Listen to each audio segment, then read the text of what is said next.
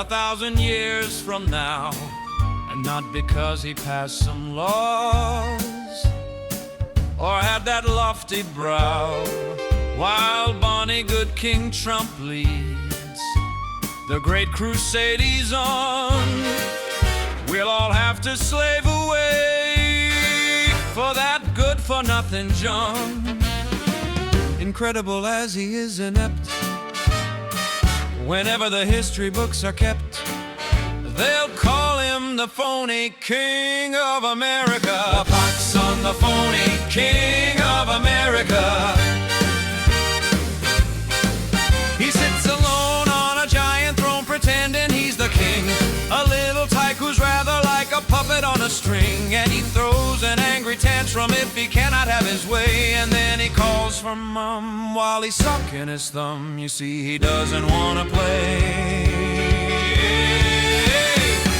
Too late to be known as Don the First. He's sure to be known as Don the Worst. A pox on that phony King of America. While he taxes us to pieces and he robs us of our bread, King Trump's crown keeps slipping down around that pointed head. Ah, but while there is a merry man in Robin's Wally pack, we'll find a way to make him pay and steal our money back. A minute before he knows we're there, old Rob will snatch his underwear.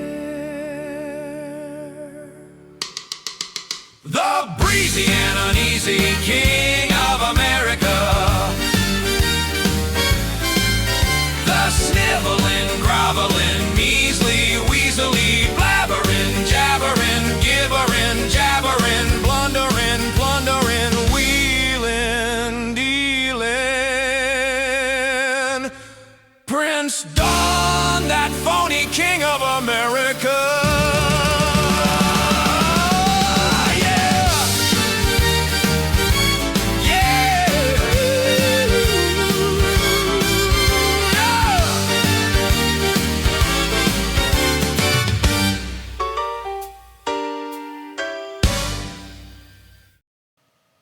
That was an AI version of the Phony King of England. I just changed the lyrics around a bit to be the Phony King of America. The original version by Phil Harris that he sang for the Disney's Robin Hood was much better. Anyways, hello.